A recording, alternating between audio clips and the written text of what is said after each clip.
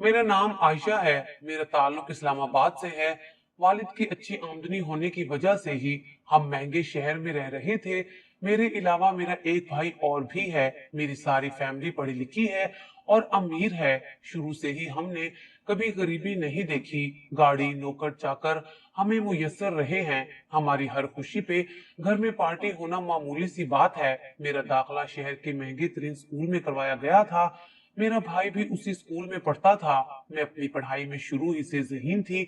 हम दोनों बहन भाई पहले पोजीशन ही हासिल करते थे। मैट्रिक मुकम्मल करने के बाद भाई को वालिद साहब ने तालीम हासिल करने के लिए लंदन भेज दिया था। भाई के जाने से मैं उदास हो गई थी। वो मेरे लिए एक दोस्त की तरह था। मैंने आगे पाकिस्तान के महंगे तरीन कॉलेज में दाखिला ले लिया था। यहाँ पर मेरे बहुत से दोस्त बने थे। मुझे कभी दोस्त बनाने की तंगो दो नहीं करना पड़ी। लोग खुद ही आकर दोस्ती की ऑफर करते थे। मैं हमेशा से पार्टी करने या अच्छे कपड़े पहनने की शौकीन नहीं थी। मेरा गैर मामूली हुस्न अच्छे अच्छों को जेर कर देता था। मैं हमेशा ब्रांड्स चीजें पहना करती थी। मेरी हद से ज्यादा खूबसूरत होने की वजह से मेरी कम उम्री में ही इतने हाई क्लास लोगों के आते रहते थे। मेरे वालिदैन इस मामले में जल्दी के कायल नहीं थे। उन्होंने सबको कहा कि जब तक तालीम मुकम्मल नहीं हो जाती हम अपनी आयशा का रिश्ता नहीं करेंगे। तालीम मुकम्मल होने के बाद खुद ब खुद अच्छा रिश्ता ढूंढकर ये फर्ज भी अदा कर देंगे। वक्त के साथ मैंने यूनिवर्सिटी में दाखिला ले लिया। मैं आर्ट्स पढ़ना चाहती थी, लेकिन मेरे वालिद ने मेरा दाखिला बिजनेस में करवा दिया। यूं ही तालीम का सफर खत्म हुआ और फिर जॉब शुरू कर दी। जॉब करना मुझे पसंद था और वालिद साहब ने भी कोई इतराज नहीं किया था। वहां की माहाना सैलरी से ज्यादा महंगा तो मेरा लिबास होता था। सभी लोग मुझे बड़ा गौर से देखते थे। ये जॉब सिर्फ शौकिया कर रही थी मैं। मुझे पैसों की जरूरत नहीं थी। मेरे ऑफिस में कुछ लोग मिडिल क्लास घराने से भी थे, जिनका तनख्वाह से मुश्किल गुजारा हुआ करता था। मैंने वालिद से इजाजत लेकर घर में छोटी सी पार्टी रखी और सबके लिए तहाइफ लिए, ताकि किसी को मेरा गिफ्ट देना एहसान ना लगे। मेरे वालिद को पार्टी से वैसे भी कोई मसला नहीं था, क्योंकि हमारे घर आए रोज कोई ना कोई छोटी मोटी पार्टी होती ही रहती थी। मेरे घर की पार्टी में दानियाल भी आया था। वो बहुत बातूनी मिडिल क्लास लड़का था। मुझे शुरू से अच्छा लगता था। वजह उसका हंसमुख लहजा था, जो हर वक्त कोई न कोई जोक सुनाकर सबको हंसाता रहता था। पता नहीं क्यों मैं उसमें दिलचस्पी लेने लगी थी। आज की पार्टी अंजाम को पहुंची। मेरे गिफ्ट लेने पे वो बहुत इनकारी हुआ, लेकिन मैंने कहा कि मैं नाराज हो जाऊंगी, तो उसने फौरन ले लिया और आगे से बोला कि बदले में उसे ऑफिस में मेरे हाथ की कॉफी पीनी होगी। मैं खुश असलूबी से मान गई। मेरे वालिद ने तो उसे दोबारा आने की ऑफर भी की थी। उसके घर में उसके वालिदैन और एक भाई था जो गांव में रहा करते थे। वो लोग पहले किसान थे, लेकिन अब बीमारी की वजह से वो घर पर ही होते थे। वो छुट्टियों में जाता था, वरना अपनी तनख्वाह का एक अच्छा खासा हिस्सा उन्हें भेज दिया करता था, ताकि उनका गुजर बसर हो सके। बड़ा बेटा होने की वजह से उसके कंधों पे भारी जिम्मेदारियां थीं। मैंने उसे कहा कि मैं तुम्हें शॉपिंग करवाती हूँ। वो मेरी बात को मजाक में टाल गया। मैंने भी फोर्स नहीं किया, लेकिन उसकी सालगिरह पर मैंने उसे बहुत से गिफ्ट दिए थे। अब मेरी ये दोस्ती प्यार में बदलने लगी थी। हम दोनों ऑफिस टाइम में एक साथ होते थे और ज्यादा वक्त इकट्ठे गुजारते थे। उसने कभी मेरी तारीफ में कसीदे नहीं कहे थे, बल्कि वो मजाक में चिढ़ाकर मेरा जहन हमेशा खुद की तरफ उलझाए रखता था। वक्त गुजरने लगा। ऑफिस में सब लड़कों का झुकाव मेरी तरफ ही था। मेरे ऑफिस का बॉस भी मुझे पसंद करता था, लेकिन हैरत की बात थी कि सब लड़कियों ने मुझे उससे दूर रहने का कहा था। उनके मुताबिक वो एक नफसियाती इंसान था। खैर, मुझे क्या लेना देना। मेरे लिए तो दानियाल की दोस्ती काफी थी। उसने मुझे ढाबे में खाना खिलाया, अपनी बाइक पे इस्लामाबाद घुमाया। बारिशों के मौसम में मैं उसे जबरदस्ती घसीट कर साथ ले जाती। वालिद साहब ने दोबारा कहा कि मैं यहाँ से नौकरी छोड़कर उनका ऑफिस ज्वाइन कर लूं, मगर मैंने इनकार कर दिया। मुझे दानियाल से मोहब्बत हो गई थी। मैं पार्टी में जाने और घूमने फिरने की बजाय घर में उसी के साथ टेक्स्ट पर बात करने लगी। हमारे दरमियान रोमांटिक शायरी के तबादले होने लगे थे। मोहब्बत सिर्फ मुझे नहीं, उसे भी थी। वो मेरे गैर मामूली हुस्न का असीर हो चुका था। मेरे वालिद साहब मेरा रिश्ता किसी अमीर कबीर फैमिली में देखने लगे। मैंने दानियाल को कहा कि वो रिश्ता भेजे, वरना मेरी शादी कहीं और हो जाएगी। मेरी बात पर उसका मुंह खुला का खुला रह गया। उसने फिर से पूछा तो मैंने गुस्से से कहा, क्या तुम मेरे साथ टाइम पास कर रहे हो? वो फौरन बोला, ये वजह नहीं है, वो भी मुझे शुरू से पसंद करता है, लेकिन उसका स्टेटस मेरे स्टेटस से मैच नहीं करता। मैंने उसे कहा कि वो एक बार रिश्ता भेजे, मैं उसके साथ झोपड़ी में रहने के लिए भी तैयार हूँ। मेरी इस बात पर वो हंस पड़ा। उसने घर में बात की। उसके वालिदैन को कोई एतराज नहीं था। वो मेरे घर रिश्ता लेकर आए। मैं बहुत खुश थी, लेकिन मेरे वालिद ने इनकार कर दिया। मेरी भूख हड़ताल, कमरे में बंद होना, जान लेने की धमकी कुछ काम नहीं आया था। वो मेरा रिश्ता मेरे बॉस से तय कर चुके थे। उनकी जिद्दी तबीयत ने मुझे बागी कर दिया था। मैंने उनके खिलाफ जाने का फैसला कर लिया था। फिर निकाह वाले दिन मैं ऐशो इशरत को लात मार कर दानियाल के साथ भाग गई और हमने गांव में जाकर निकाह कर लिया था। दानियाल ने मुझे कहा कि मैं सोच समझकर फैसला लूं, लेकिन मेरी जिद पर वो हार मान गया था। गांव के कच्चे घर में 3 कमरे थे, खुला सहन और लकड़ियों पर रोटी बनाई जाती थी। उसके माँ बाप पढ़े लिखे नहीं थे। दानियाल का एक ही भाई था जो कॉलेज में पढ़ रहा था। गांव की औरतें मुझे इश्तियाक से देखने लगी। उनकी बातें बहुत फनी थी। मैं बिल्कुल गुड़िया जैसी लगती थी। वो मुझे हाथ लगाकर चेक किया करती थी कि क्या ये असली है या नहीं। सब औरतें मेरी सास को मुबारकबाद देने लगी कि उनके भाग खुल गए हैं, जो इतनी खूबसूरत बहू मिल गई है। वालिद साहब ने मुझे बहुत धमकियां दी, प्यार से समझाया मैं वापस आ जाऊं, दानियाल से तलाक ले लूं, लेकिन मैं नहीं मानी। उन्होंने गुस्से में कह दिया कि वो मेरे से हर रिश्ता खत्म कर देंगे। मेरे भाई ने मुझे समझाया, दानियाल तुम्हारे खर्चे नहीं उठा सकता। मेरा एक सूट ही उसकी पूरी तनख्वाह की कीमत जितना होता है, लेकिन मैंने यही कहा कि मैं रह लूंगी। दानियाल की मोहब्बत में मैंने कुछ अरसा गांव के कच्चे मकान और मच्छरों के बीच में गुजार दिया। फिर दानियाल और मैं वापस शहर आ गए। दानियाल को नौकरी से निकाल दिया गया था, लेकिन मुझे नहीं निकाला गया था। शायद ये भी वालिद साहब ने मुझे वापस बुलाने के लिए किया था। मेरा दिल उनसे बदगुमान होने लगा था। दानियाल को मेरे ऑफिस ज्वाइन करने से कोई इतराज नहीं था। मेरे बॉस ने भी इशू नहीं बनाया था, बल्कि सब ऑफिस वालों ने मुझे मुबारकबाद दी। कुछ ने नसीहत की कि जैसे तैसे करके अपने वालिदैन को राजी कर लो। दानियाल नौकरी की तलाश में आजकल धक्के खा रहा था। हम दोनों ने छोटा सा एक किराए पर घर ले लिया। सैलरी पे हमने कुछ सामान भी डलवा लिया। मेरी शादी को 2 महीने होने को थे। दानियाल एक दुकान पर खड़ा हो गया। ये सब मेरे स्टैंडर्ड के मुताबिक तो नहीं था। कोई मुझसे मेरे शोहर की नौकरी के मुतालिक पूछता तो मैं झूठ बोल देती कि वो बहुत बड़ी कंपनी में जॉब करता है। हालांकि वो अपनी सारी तनख्वाह हर माह घर भेज देता। मैंने सैलून जाने और ब्रांडेड कपड़े लेने बंद कर दिए थे। होटल के महंगे खाने खाना भी छोड़ दिया था। साथ वाली पड़ोसन से कुछ खाना बनाना सीखा था। अब मैं खाना खुद बनाती थी। महीना होने को था। तेल, दाल और सूखी रोटी ही ज्यादातर खाई जाती थी। यहाँ नौकरों की फौज मुयस्सर नहीं थी। मेरी जिंदगी बहुत टफ हो रही थी, लेकिन मैं दानियाल की मोहब्बत के साथ खुश थी। मैं उसे कहती थी कि वो किसी बड़ी कंपनी में अप्लाई करे, तो वो टाल देता।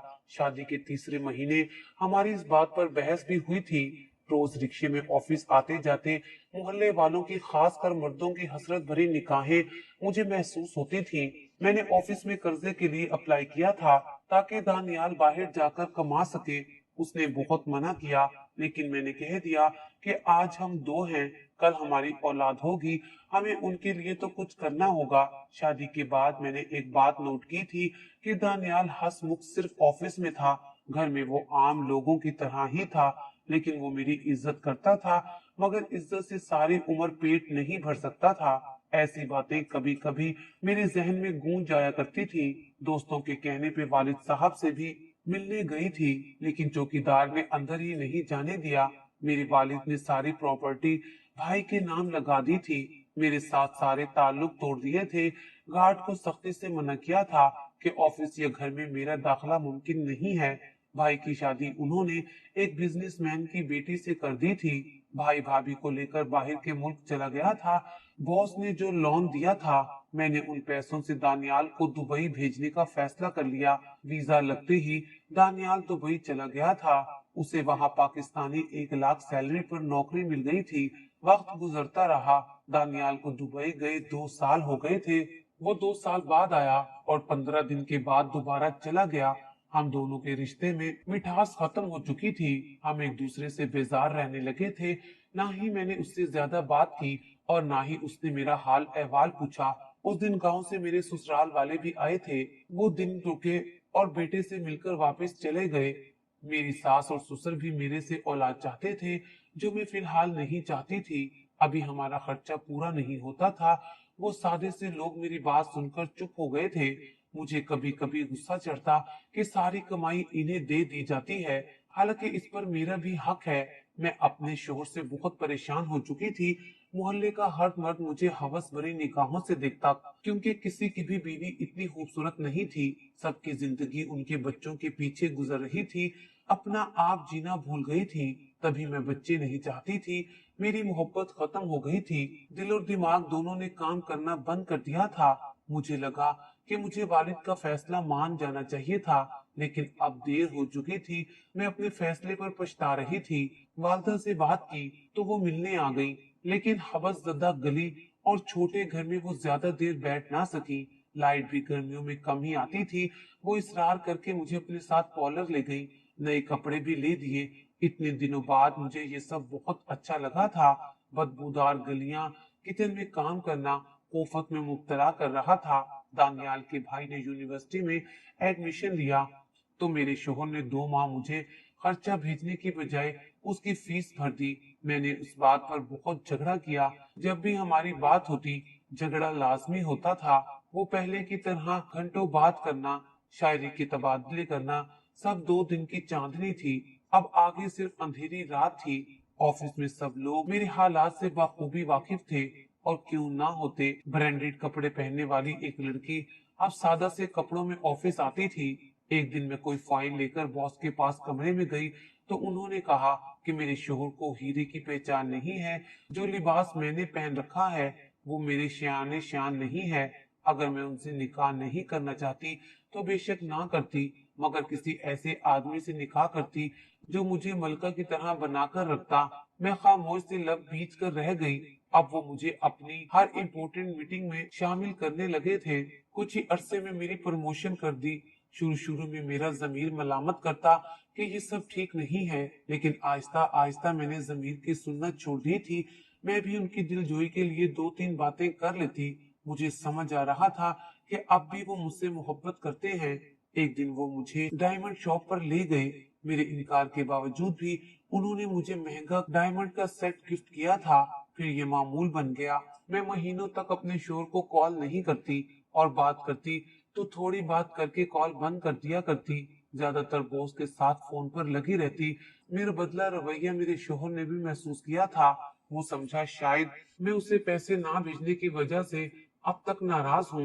मेरे शोहर को गए अब 4 साल होने को थे और 1 साल हो गया था। मेरे और बॉस के दरमियान चलते चक्कर को सबको ऑफिस में हम पे शक होने लगा था। सब मुझे अजीब नजरों से देखने लगे थे, लेकिन मुझे कोई सरोकार नहीं था। यकीनन वो सब लड़कियां मुझसे जेलस थी। तभी आज कैफे में बुलाकर बॉस ने कहा कि मैं अपने शोहर से तलाक ले लूं ताकि वो मुझसे शादी कर ले। मैं भी राजी हो गई। बॉस की तरफ से मैं एक फ्लैट में रहने लगी थी। उन्होंने मुझे एक नौकरानी भी रख कर दी थी। मोहब्बत वाकई ना अफसानवी होती है, जिसका भूत उतर गया था।